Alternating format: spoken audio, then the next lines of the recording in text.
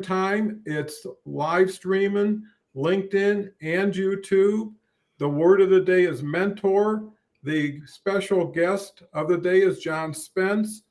Jeff Lackey will be joining us pretty soon. And naturally, chat is what we depend on to direct our thoughts and our value adds that hopefully will generate takeaways you can actually use and see real value for your time and thought today. So with that, let me turn it over to John.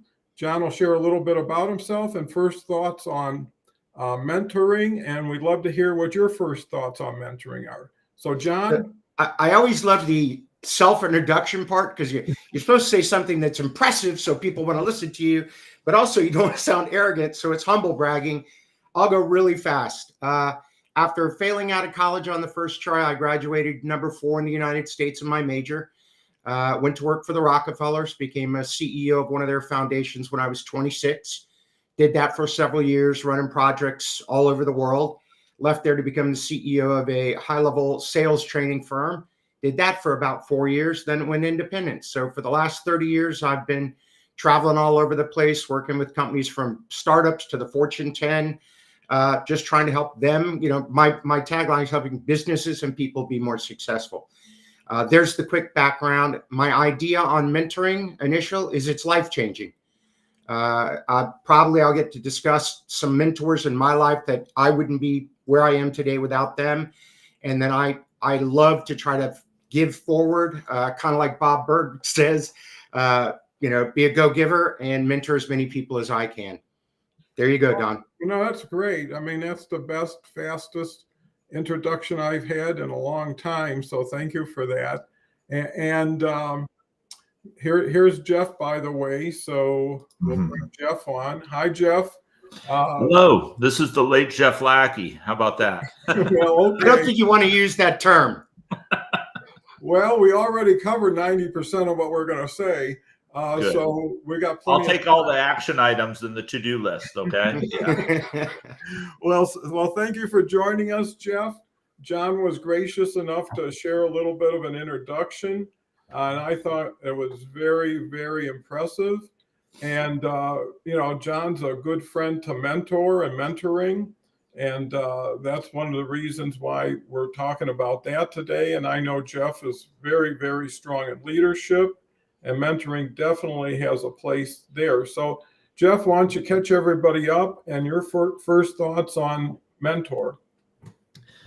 The first thing that I think of a mentor is that oftentimes people think of it as a coach or a teacher. And while there are elements of both coach and teacher in mentor, the key attribute of mentor is listener, right? And funny enough, mentors, as a mentor, I've mentored as many as 18 people at any one given point in time. As few as like 5 or 6 usually is my low point. And what I say is I usually learn as much or more in that relationship as the mentee does. Right. Mm-hmm. I help them through and navigate places where I've been that they're going for the first time. And we talk about those things. We have discussions, but it's really about listening. And sometimes you realize, wow, that situation that they're in looks a lot like yours, smells a lot like yours, tastes a lot like yours, but something is still different about it than yours. And working through with that mentee to spend the time to really unpack not only what's the same, but what's different that's what I consider to be the fun part of the mentoring relationship. Yeah. And you are so spot on when you look at that, because in a way, and that's the cool thing about talking about words, is really context application means so much. We're mentoring right now to people we'll never even know in the future or get a chance to meet, just by consolidating our experiences and our insights and allowing people to adopt maybe some of that without, it's like going to the gym and everybody else gets the muscles, right? So, if they can get the benefit from our efforts and our experiences, that makes our efforts and experiences more valuable to ourselves because of a premium, Jeff. And Don, what I'd rather do is be able to eat as much as I want and everybody else gets fat. How about that? I think that's after you do the first one, right? You get the chance to do the second one. So you've been, John, observing for a few minutes here. What's your take off on what Jeff has said, or what we're starting to develop? Well, I'm gonna actually build off something you said, Don, around application, and tell you I got a couple of interesting, very short stories about mentors in my life. The first one is when I was named CEO at 26. I had no idea in the world what I was doing. I was completely in over my head, and Mr. Rockefeller assigned his right-hand man to me as my mentor, a gentleman named Charlie Owen. And Charlie had two great ways to mentor me. Number one is every Monday he would walk in my office and put a book on my desk. And he said, I will see you on Friday for your book report. And we go to lunch on Friday and he would tear me up. What did you learn about this? What about that? Why did the author say this? But then, and here's the point, he said something that changed everything.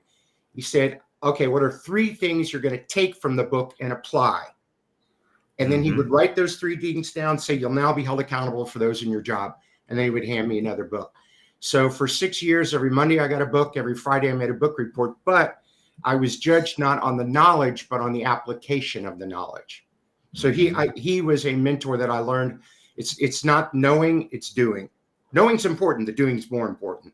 Yeah, that's such a good point you make, because some people just provide information, don't really help apply it with that person. We were talking about, some people feel like, hey, there's a great speaker in town. You got a friend you think would really benefit. You call them up and you say, hey, there's a great speaker in town. You should go see it, versus, hey, I bought us 2 tickets. I'm picking you up next week and we're going, right? Because I think a mentor has to be part of the process. Not just the delivery, but the return of the delivery back to, okay, now do something with it. So there's, and that's what I see. A lot of people learn, never apply, and they just get smarter and smarter, and it doesn't balance properly. And, everything I've been reading is start before you're ready, because you're never fully ready. And if you're good, you'll catch up pretty quick.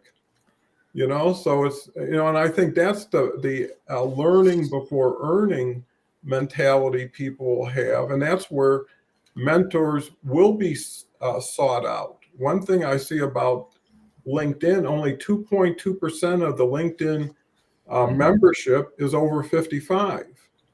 But where is all the mentors available, right? People have more time, more experience, more patience, and like to see what they've done continue to ripple. And I think and honestly, this show is 90% over 55. So it really was relative to general population on LinkedIn.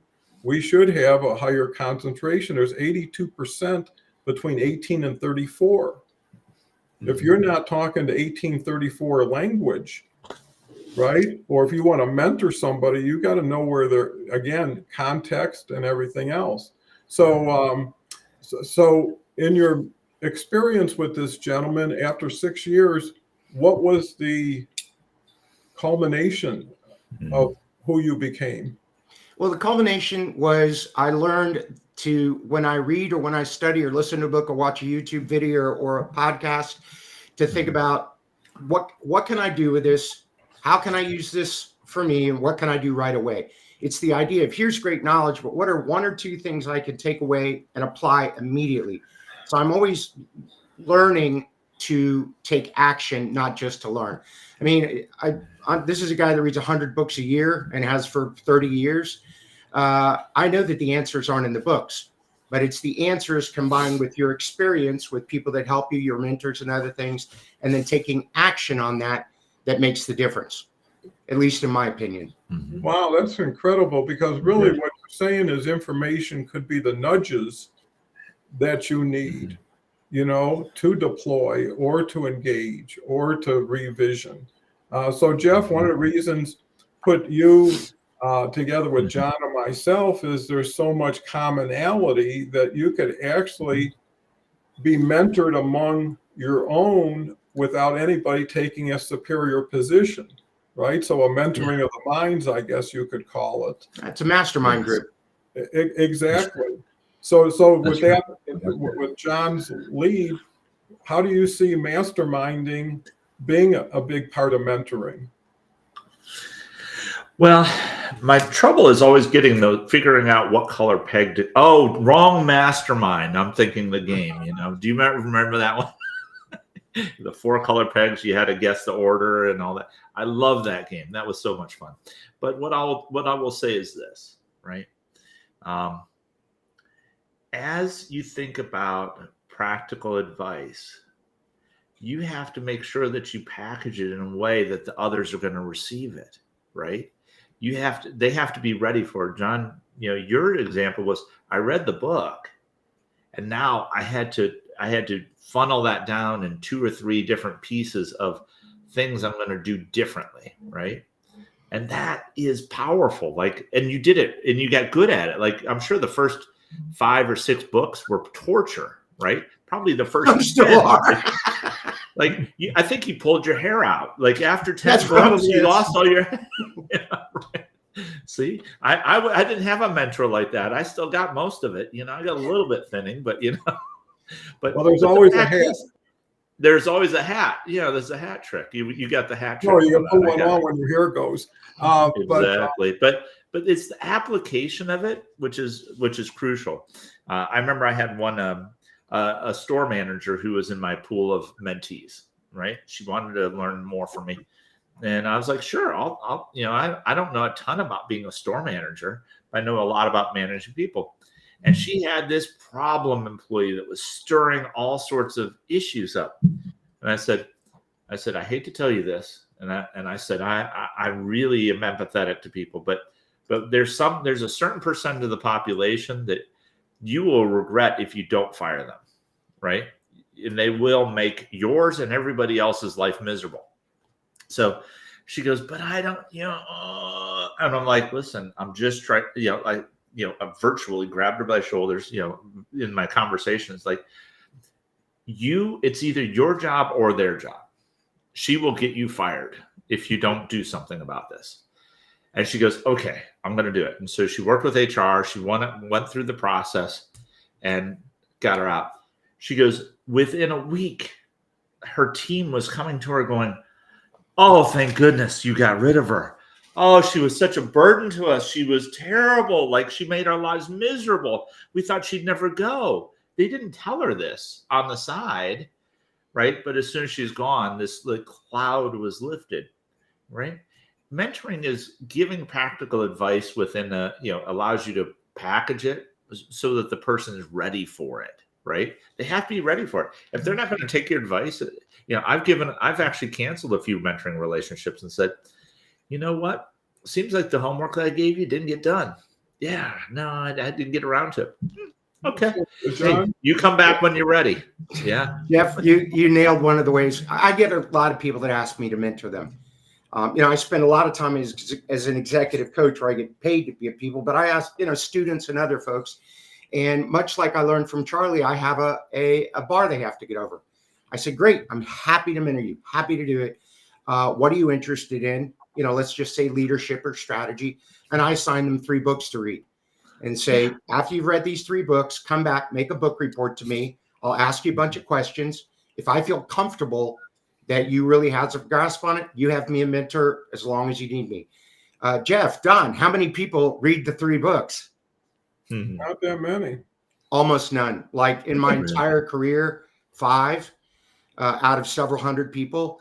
And here's the deal is Jeff, you said it. If you do the work, if you prove to me you're serious about this, I will bend over backwards to help you.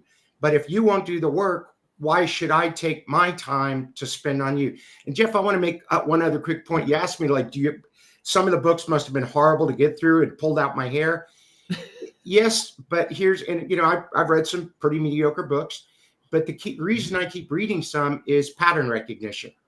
I figure if I read 50 or 100 books on leadership, if every one of them says roughly the same thing, I've sort of figured out the thread that runs through all of it. And then as a mentor, this is the way I look at it a little bit. It's like I carry an invisible thing of keys on my hip, and you meet someone who can't get through a door. To me, that pattern that you can share with them is a key that allows them to open that door and move on to the next level where they can head for a different door. That's a great way of looking at it and sharing it, because there has to be responsibility and accountability in any progressive relationship, right? For people to move up together or to have someone help someone move up, it takes return information, right? So if we're just all out, there's no reason to have the other person. You just say, here it is, and do it. And the other thing is understanding where they are and their context. So how do you give information if you don't know who's receiving it? And not so much the superficial, I know how this person acts, what's going on in their life? Yeah. And ultimately, what do you want to achieve? Right? Because I've done 500 shows in a row, but it's only been one day at a time, 1 hour. And in one way, I work 7 hours a week, where some people work 8 hours in a day if you take an hour a day. But the beautiful thing about reading those books is you have to have trust in the person who gave you those books. And that enough is to give you, well, if Jim said this is a great book, right there, just from feeling that, you're going to go in with that anticipation or expectation. If you have to return to that person, now you have to do it even if you wouldn't have done it on your own. And that's the definition of leadership, is having people do things they wouldn't or couldn't have done without you, right? And once you can achieve that, then and find a medium where now you can be cost and time efficient for everybody involved. Because some of the information we give, and Jeff has said it a couple of times, is worth thousands of dollars a show to people who want to listen to it and want to. And this is a quick hour. It's not even a read, right? If someone could give you 3 1-hour videos that would cover the same thing as a book, and that's possible now. There's access. Every one of these great people I listen to, Jim Rohn, Brian Tracy, Og Mondino, you can go to YouTube, that all their stuff is there. What do you say, John? And I was going to say, let me give you an example. And Don, you just said it. Never in the history of humankind has more information been available for free. I like to read, but I also watch YouTube and everything else. But I'll give you a quick reading one. I'm writing another book, and I did the research on this recently. If you were to read 6 books a year for self-improvement or business improvement, to get better at your job or better as an individual, 6 books a year, you're in the top 5% in the world of professionals who work on their own professional development. Top 5. If you read 1 a month, 12 a year, you're in the top 1% on the face of the earth for self-learners. If you took 15 minutes a day, 5 days a week, and studied, read, looked at things, at the end of the year, you'd read the equivalent of about 10 books, which would put you in the top 1 to 3% in the world for self-learning. We have, and you said it perfectly, Don, we have access to some of the best mentors in the world for free. Books, audiobooks, podcasts, things like that. So I'm a fanatic for not only having mentors, I still have several mentors. I have a mastermind group that help me, and we help each other. But I also look up and say, some of the smartest people in history have written down everything they've learned, or on videos or whatever, and you can go get it at absolutely no cost to yourself. So there's no excuse. Yeah, I mean, I think the key is you got to be humble to be great. You have to know that you're capable of learning more. There's more out there. Every time I ever put a business plan together, I always put those 2 mystery items with what am I yet to learn this year that I don't know going into this plan, and who have I yet to meet? Yeah. Right. And once you meet those people, it makes all the difference. Let me just cover the audience. We'll give it right back to Jeff. Kelly's here. Kelly's been with me 11 months, an anchor here every Thursday, has her own show, The Awesome Journey with Christy Howard, and is just an amazing person. And this is a great place to network, make some connections, learn what people are doing. 90% of the people here are here every day learning and growing. And they're influencers. I mean, this is playing at the same time on YouTube as LinkedIn. And everybody here has 5 to 50,000 connections, and networking through that. And to the point of relevant mentoring, finding the right pairing, finding the person you align with. And you know what? There's people you can learn from, even though they need things that you need to learn from, right? So what's their core competency? What's their strength? And some of it may just make you feel better about what you do and who you are, right? And I think that's a premium. And I think if people get beyond the superficial, get into the nuance, get into the richness of getting a little deeper and being totally transparent and to the point with a sense of urgency, right? They're going to follow your energy. So anyways, Kelly's here, Omar's here. He has Zoom party. It's a cool game. I'm actually on the first show of the season with Leslie Flowers. I was on last year. I don't know if I won, but Omar's a great guy. He's got a full-time job. He does this on the side. It helps a lot of kids. Actually, the contestants get to donate money to their favorite charity. So it's really very, very altruistic. So thank you, Omar. Carl's here, who joined up in the collaboration group. Great financial guy here in Denver for about 30, 40 years. And really has a lot to do with crowdfunding, working with about 9 other companies that he's involved in. So Carl, great to have you. Omar, again, very interesting conversation. You three make a great team. Well, pairing is really important. Christine's here. Christine has been incredible. She's been with us from the beginning, and she's a C-level executive. She's also a mother. She's also involved in so many things. So she's so valued. Thank you, Christine. Since I joined Don Circle, my network expanded from 500 to almost 2,000 without any effort. They just find me. And that's the key, is elevating above the crowd. If there's 1 billion people on LinkedIn and 18% do anything, that's 180 million. I can't tell you 30 live streams that I know of, and not everyone is equal. So why not step out where nobody is, but where the people like us want to be, right? Where we want to get value for our time and give value with our time. So thank you again, Christine, for the testimonial.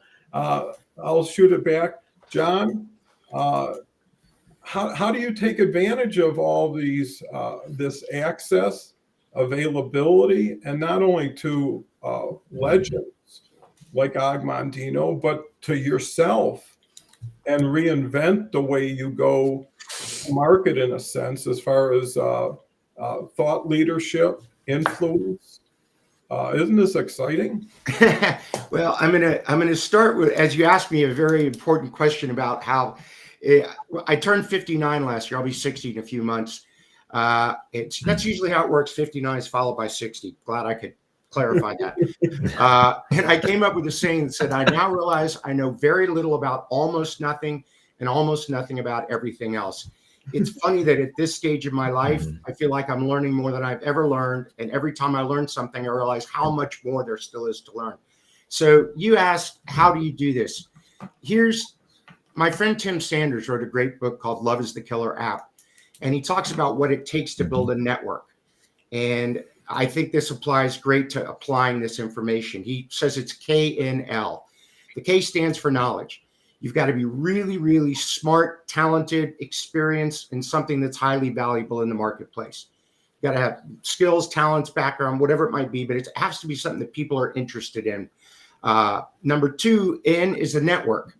It's what we're talking about here right now. And they're what I call hubs. And Don, you would be one of these. People that, by the nature of who they are, if they know you're really, really good at something, they don't tell a few people. They tell a few hundred, a few thousand, or a few 100,000 now through social media. And then the last one is L. Are you a loving, kind person of integrity and honesty? If you're an honest, kind, loving person, a lot of the right people know that about you, hubs. And they also know you're really, really good at something that's valuable in the marketplace. You pretty much have any job anywhere in the world that you want at any reasonable salary. So the 3 questions are, and it went almost back to what you said, Don, What did I learn today? Who did I meet today? And did I live my values today? And I think if you focus on those three questions, it's going to take everything you and I, the three of us, are talking about and apply it in the real world. That is so perfect, because everything you say validates everything I'm thinking, right? And that's the question. In a vacuum, you're always right or always wrong, right? Because it's you deciding every minute where you stand. But until people come to the party and relate something they had no idea you were thinking, or you formulated and they came up with the same thing, it means it wasn't us. It was the way, the process to get to that. And I was just like you. When I was young, I thought I knew everything. I really did. Or I thought I knew more than most, or I could actually apply better than most. But as I get older, I find out how little I really knew. And it was that young is dumb, or innocence is bliss, or whatever you want to call it. But at a certain point, you evolve in all kinds of ways. That was important to you is so much more important to someone else. And it's easier to provide it for them because you're not into it anymore, right? If someone drove up with a muscle car and say, would you buy this? It's like 40 years ago, maybe, but there's, it doesn't get me to Costco the right way. So, I think that's the key, knowing that. And I think one other element that isn't as important as those three that you outlined, because I think those are primary, is the complement of fun, right? Of laughter, of love, of enjoyment while you're doing it. Too many people hold their breath and they wait till it's over, right? It's like going into a dentist office. Yeah, I'll have tremendous suffering for a year and a half, but then all my things will come true. Can anybody afford to give up the real time in front of them for a goal that may never be achieved? And what I found, it's always the people you're with that make whatever you do worthwhile. I've been in great deals with mediocre people and always turned out mediocre. I've been in mediocre deals with great people and they made it happen. They didn't allow it to just blossom, hang around, and throw a little support. And it, people ratchet each other up. You run faster when someone's just passed you, because you're thinking about how do I pass them, or what do they do to get there, and blah, blah, blah. So, Jeff, this is a pretty spirited, energetic conversation we're having. I was just going to kick back, relax, and enjoy. I was having a good time there. Thank you. So hey, let's start with this. John, what are the 3 books that you recommend for people to read? What are the 3, if you don't mind sharing with us? What are the 3 don't mind sharing. And later on, if people want to, you go to my website. I actually have a PDF of the top 70 or so business books I've ever read. So, Jeff, are we doing business books or all books? Let's go with all books. Let's go behind door number 1. All books. all books for 200. Yeah, all books. The top one would be Meditations by Marcus Aurelius, Stoic philosopher, and just some great stuff. The 2 things that I've taken away from Stoicism is it's not what happens to you in life, it's how you react to what happens to you. And then the other key idea is understanding what you can control and what you cannot control, and letting go of everything you cannot control, which, by the way, is pretty much everything. But a lot of people get hung up on trying to, the weather's horrible today. Well, I'm sorry, you're not changing the weather. And then if I were to go to number 2, it would be A Strategy for Daily Living. A Strategy for Daily Living by Ari Kiev. And he was a psychiatrist years ago, and one of his top clients, really successful guy, said, I don't have time to go through therapy. Could you just give me a list of stuff I need to do to have a better life? And Ari said, okay. So and both of these are very small, short books. I mean, tiny little things.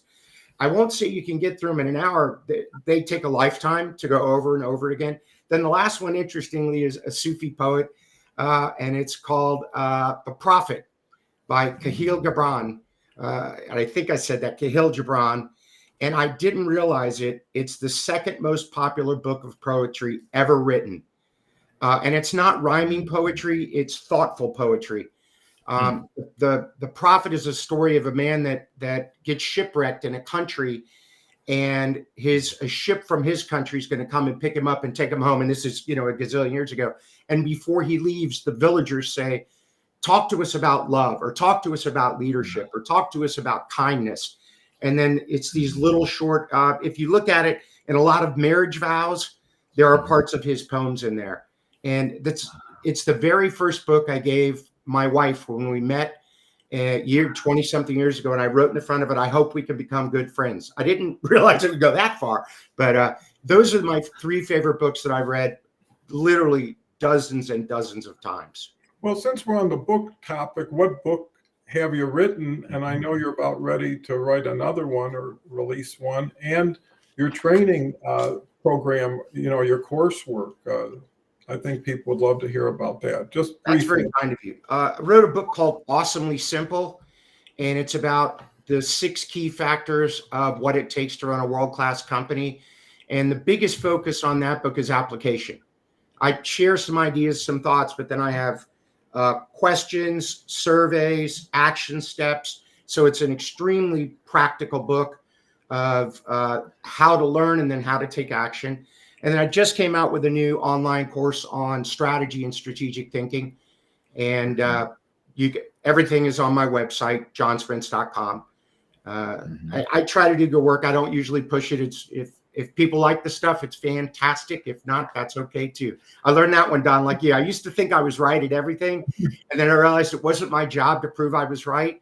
It was my job to give the best advice and input I could. And if people liked it, fantastic. And if they didn't, fantastic. That is so true, because that's what I've kind of framed this as, is cost doesn't have to identify with value. In other words, you can provide the greatest value in the world, and if it's $1, it's still the same value. Or if it's $10,000, it's the same value. But what it says is what you're capable of continually providing. And if you can provide, like you say, great value in the most cost and time efficient way, because what I'm seeing is it's coming to them. When I grew up, you had to go out to get something. You had to go to a trade show. You had to make an appointment in somebody's office and sit in the waiting room and have your time to present. Or it was all that, because there was action. You had to go out. Now everything comes to you. And coming to you makes it so much easier, especially in the earlier days in business. It was all my city. Usually that's where you did business, in the city, maybe the state. But now it's international. So now you've just expanded reach. And that's where I see mentoring having a benefit, because in most cases also mentoring is equated with free, right? If someone takes you by the arm or shoulder and guides you along, and I've had those, and I had a couple who were life-changing. I wouldn't be who or what I was without them. Now, I don't know who might have taken their place, but I'm sure happy where I found myself since then. And I think that's so important. So let's cover. Mirjana is here from Serbia. You can read. Okay, that's an interesting book. Kelly's here. And, feel free to put anything in comments on this post. If you got a link or you want to share your website, please, because this is for the audience. Everything we do here is to bring value, and because it can ripple through them. And, one idea, one person who decided not to turn the lights off in their building today and decided to give it one more chance, and most people quit because they're not good enough. They just get frustrated. They get impatient. And I think what we're talking about takes a longer term view, right? That you're not going to get smart overnight or that good overnight. Mirjana says strategy is super, but only on a daily level, for sure. It's like, how do you eat an elephant, right? One ear at a time, I guess. Betty says, thanks. Great. So we're all caught up. John, you've had a history of great experiencing, working for the Rockefellers early on, and then moving on to other venues. What was the key factor in making you pivot? or allowing you to pivot? Oh, yeah, that's an easy one. I grew up in Miami, Florida. My father was a very famous malpractice attorney, went to one of the top prep schools in the country. And I decided to stay in Miami, Florida for college at the University of Miami because it was close to my girlfriend and the beach. Not why you choose university, which is why I promptly failed out with a 1.6 GPA. And we're talking about mentoring and masterminds. I had a 1.6. All my friends had a 1.2, a 1.0, a point. I had the highest GPA of all my friends at a 1.6. So I got kicked out of college and actually kicked out of my family. I came up to Gainesville, Florida, where I live now, and applied at the University of Florida. And I will never forget it. I handed in my transcripts, and the woman looked at it and went, "We don't take people like you."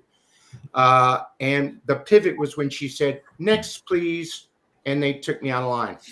And I walked to the front of the registrar's office, sat on the stairs, started crying, and realized I'm about to throw everything away. I had dreams of traveling and doing this, that, the other. And I thought, right now my job prospects look like saying, "Would you like fries with that today?" And that's when I said, I'm going to learn everything I possibly can about success. That's when I started listening to Tom Hopkins and Zig Ziglar and Og Mandino and Anthony Robbins. And, I had almost no money, but I went to every seminar I could get to. I bought every book. I had several mentors then. And it was one college professor that I went to him, and he heard me say that I have to get straight A's. I went to a community college to be able to get into the University of Florida. I said, I have to get straight A's here if I get to go to U of F. He said, it's very simple to get straight A's in college, John. You want me to tell you how? And these still apply at me at 60. These apply just the same. And by the way, he is still a mentor. We have breakfast once a month. He's been my mentor for 37 years, my college professor. But he said there's 3 things it takes to be successful in college. Number 1, read the books. He said, at least in college, 99% of the answers are in the books. The 3 of us have had a discussion about that. Number 2, he said, ask for help. A lot of people think it's weakness to ask for help. No, it's courageous. I failed out of the University of Miami because I didn't ask anybody for help. When I turned it around, I asked everybody for help. The teachers, the teachers' assistants, the other students. Here's what I found. I got a lot of help. Things became much easier. And then the last one, and this circles around beautifully, he said, start study groups. So I would stand up in class every semester, put my hand up and go, "Hi, I'm John. I really want to do well in this class. I'm going to start a study group. My house, Tuesday and Thursday nights, 7 to 10, study, go out and get a beer afterwards. Anyone's welcome to be in the study group, as long as you have a 3.7 GPA or higher." Now, no one ever asked me my GPA because I set the group up, but it went through. I'll say my study group stuck together all the way till we got to the University of Florida. I graduated number 4 in the United States. We graduated number 1 through 6 from our college. We were the top 6 graduates in our part of the university. And I'm stupid enough to fail out, but it was those 3 things: study, ask for help, surround yourself. Here's the thing I learned, the most important thing I've ever learned. I did a TED Talk on this. You become what you focus on and like the people you surround yourself with. Whatever you read, whatever you study, whatever you watch, whatever you listen to, whatever you fill your brain with, and whoever you choose to spend your time with will directly determine the rest of your life, the future of your life. Yeah, and it's so true, because everybody gets to the point where they don't want to admit they're not doing as well as people think they're doing, or you think they think that you're doing. And getting good at asking help is an asset.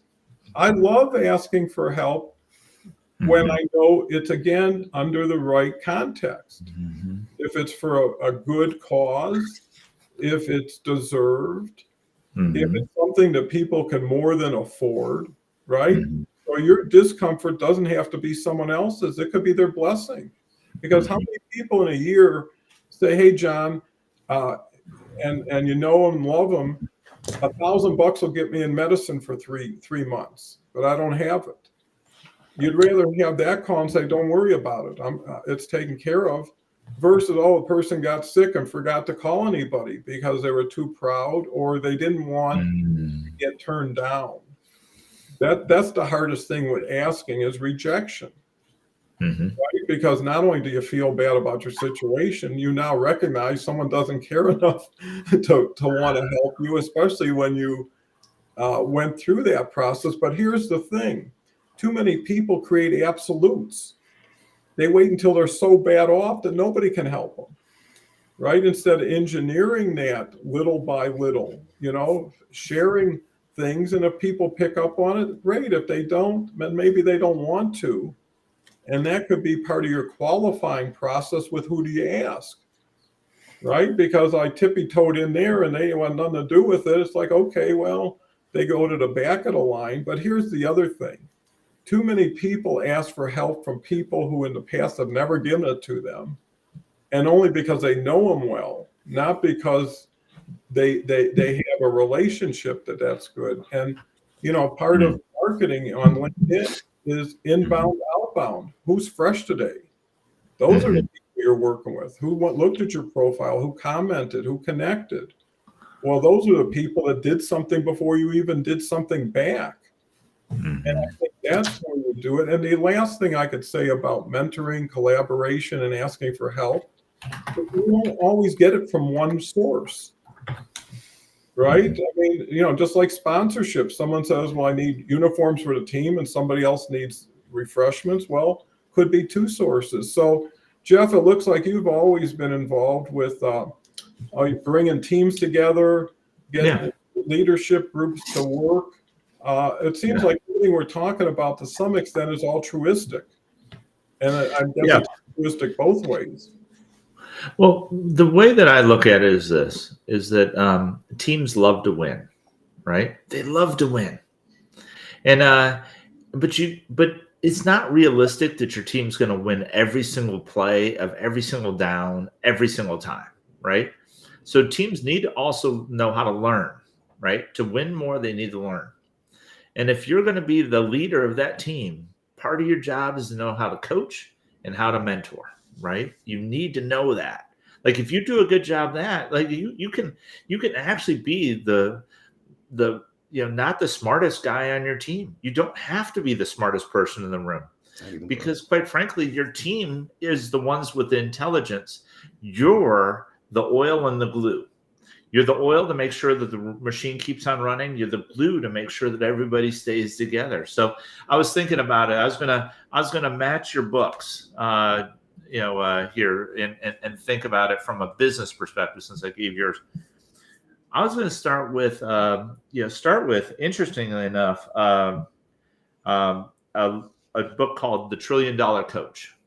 If you've very good book, one of my favorites, absolutely favorite. If you want to learn what it means to really be a leader, to really lead at the heart of it, $1 Trillion Coach.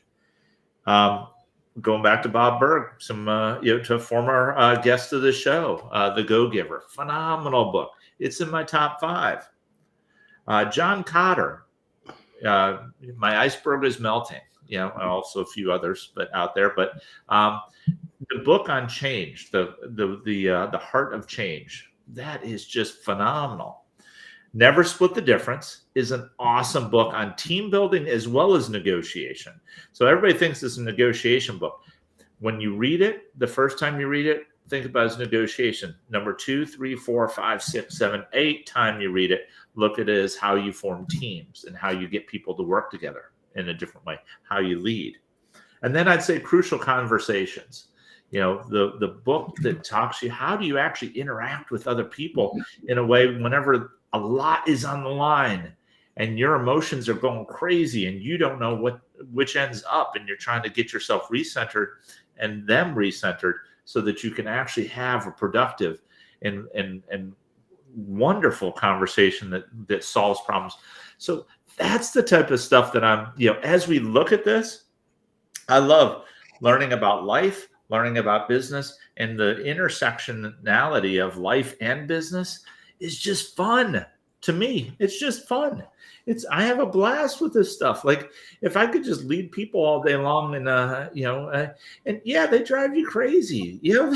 They do things that you're like, where did that even come from? But actually it's the fun of figuring out, why did that happen? How does that never happen again? And then all the stories around your favorite evening beverage with your friends telling about, can you believe this happened? I mean, there's very few things better than leading people, and the stories and the relationships and ultimately the winning that you get out of it. I mean, I think of it. I said my whole life has been wrapped around Smokey and the Bandit, and it's not a Trans Am, and it's not. When I get home, remind me to slap your mama. That is not the part. That is not the part. It's the part that says we're going to do what they say can't be done. Right?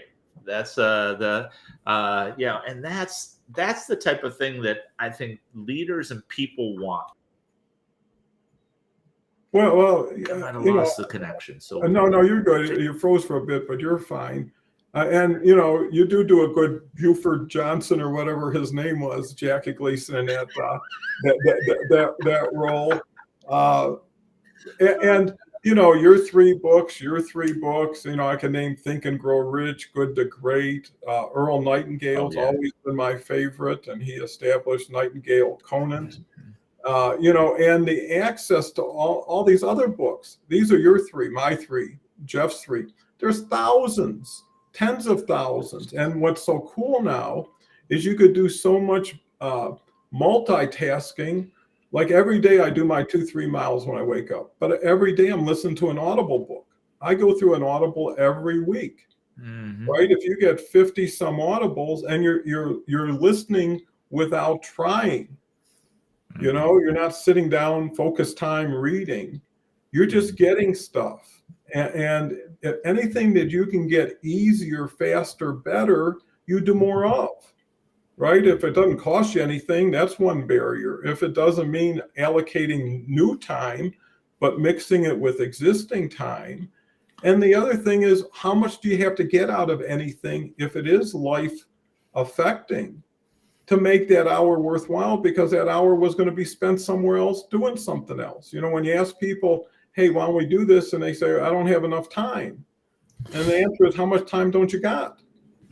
Right? It's what are you doing with your time? What are you getting? And the other part of it, if you get away from the mercantile aspect of things, it's the relationships. Yeah. My relationships go from good to better to great every day because I've maybe built a quality family, circle of influence.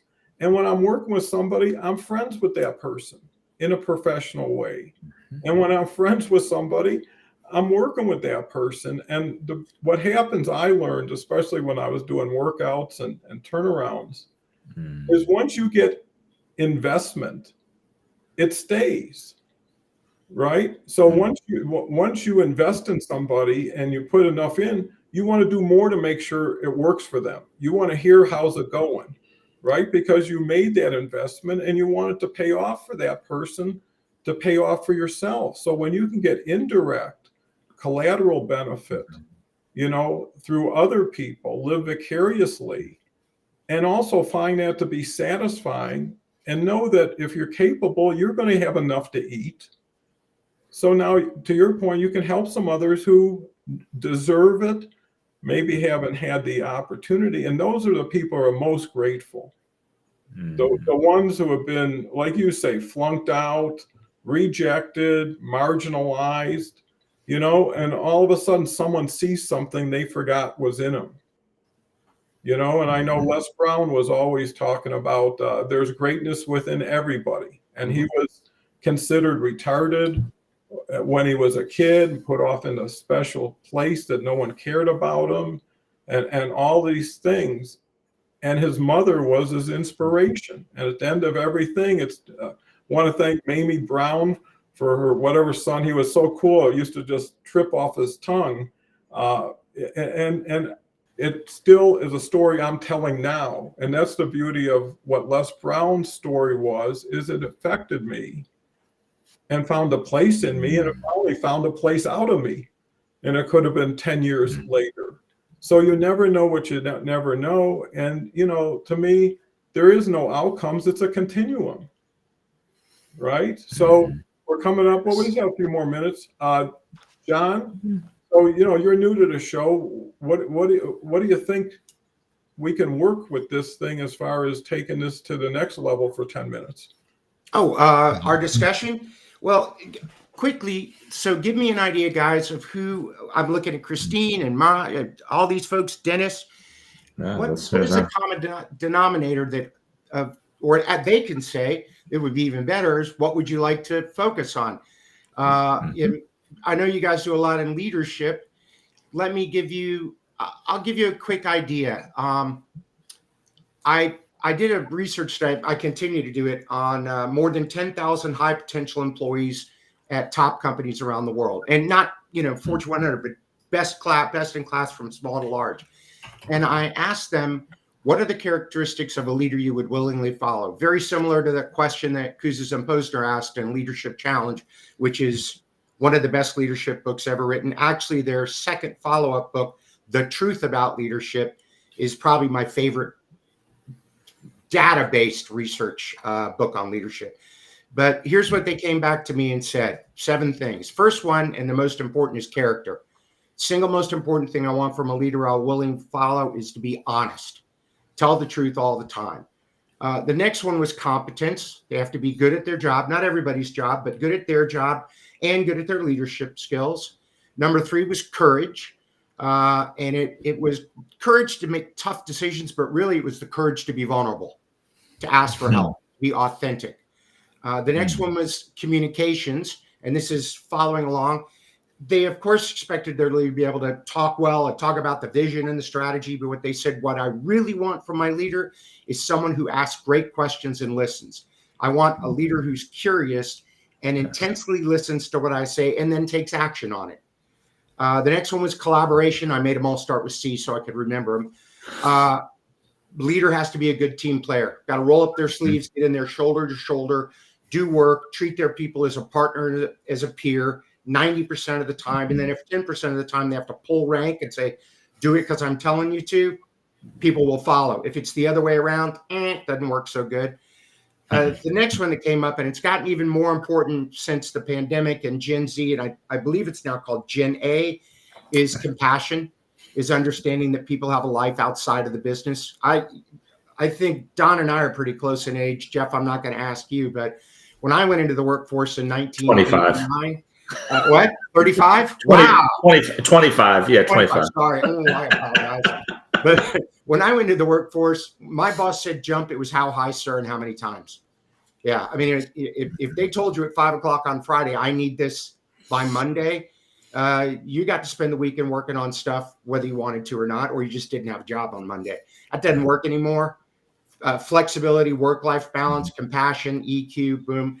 Then the last one, which is exactly what the 3 of us are doing here, was contribution. That after you've got all those things, you've got access to some level of power or authority or influence or resources, that you take that back and pour it into the other people, that you build other leaders, that you mentor, coach, support, train, help other people to become better leaders. And the phrase I like to use there, and all 3 of us are doing this, and I'm sure a lot of people, is plant the seeds of trees under which you may never sit. All 3 of us and other, Bob Berg and all the other, we are touching people's lives, and everyone out there is, in a way that you might not know that you ever changed their life. But 20 years from now, someone may look back and say, I heard this from Jeff, or I heard this from Don, this one idea, and it totally changed the trajectory of my life. So based on my research, those are the 7 C's that super talented people look for in a leader they would willingly follow. That's beautiful. I'd add one more C of what you just said, which is very comprehensive too. So, it covers if you can do a lot of those things even a little well, you're going to have a competitive advantage over those who don't do very much of those. And some go the opposite extreme. But before we end, let's get back to Dennis. Agree. Don't wait till it's too late. Christine comes back with, I love that teams know who to learn. Postmortems are so important. What went wrong? What can we do differently next time? How can we all get better? Marjana says, love sports coaches. Christine comes back with audibles are great. You can get audio books from the library too. I've been listening to Think and Grow Rich on YouTube. in the car, in the shower, folding laundry. I can't get enough audio books.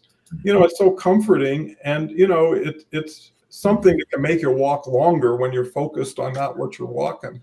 And Mirjana comes back with, the truth is important, integrity and humanity, helping without asking, collaboration, empathy and understanding and listening.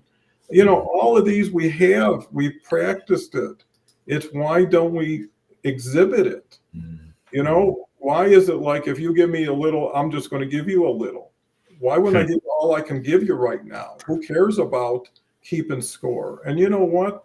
When you surprise people in a most unexpected, pleasant way, they don't forget. I always said, even on LinkedIn, if you want to really get people's attention, it's like playing cards with everybody's cards being open. Look at all the comments that day. Most of them are, hey, great job. And if you put 3 lines, I read this and it really meant something to me. Go ahead, John. I was going to say, you got it. We're all Zig Ziglar fans. One of Zig Ziglar's famous ones is, if you just help enough other people get what they want, you'll get everything you want. An abundance mentality. Give unconditionally. Obviously got to be careful with your money a little bit, but time, effort, wisdom, and it all works out in the end. I've never worried about someone I mentor being able to give something back to me. It's all going to work out in the end. An abundance mentality to me is fundamental to being a mentor. Well, anytime you looking forward to being and working or communicating with somebody, there's a present already that you've received. Just by saying, hey, and to your earlier point with the 3.7 averages, you are the factor of the 5 people you spend the most time with, right? And if they're not going where you want to go, then you're probably not going to get there. But one last thing is, I know you're close to Bob, at least in distance. What's your relationship to Bob, or interactions? We've been peers for years. We bounce ideas back and forth. He sends me nice notes. I worship the ground that he walks on. That's pretty much how it works. No, he's one of the nicest people in our business. He's one of the smartest people, and his books potentially could be life-changing for many, many people. So I'm a huge fan of his. There's a couple of people in our industry, Joe Calloway, Joseph Pacelli, Chester Elton, Bob Berg. There's a handful that I just look up to and say, these are the people when I was coming up learning business, these were the folks I looked up to and tried to use the ideas that they were teaching me to run I've been the owner, CEO of 6 companies. I try to use their ideas. Now that I'm doing the same stuff they are, it's just an honor to be anywhere close to them. Yeah. No, and that's so thoughtful, and you, and even without trying to look so much better when you help somebody else look better, and not look better, but expose them for who they really are. Because how you talk about people is how you talk about everybody, right? And I've taken that as a measure of guidance going forward. So looks like we're top of the hour. Jeff, final thoughts? This has been great having John join us. I know it's made me and you better for just the exchange, the throw the ball back and forth enough times. And you never know what you're going to say here, because it's based on the audience, what somebody else just said, a trip to thought was sitting there. I'm so pleased, Jeff. Yeah, I want to say thank you, first of all, John. It's wonderful to be able to be on the show with you. It's a real honor and a privilege. Thank you so much. Don, thank you for having me back.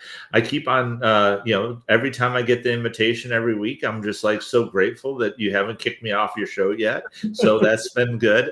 Thank you so much. I'd like to end with, given that we just kind of cruised out of Thanksgiving, and say one of the things that's big for me is prayer.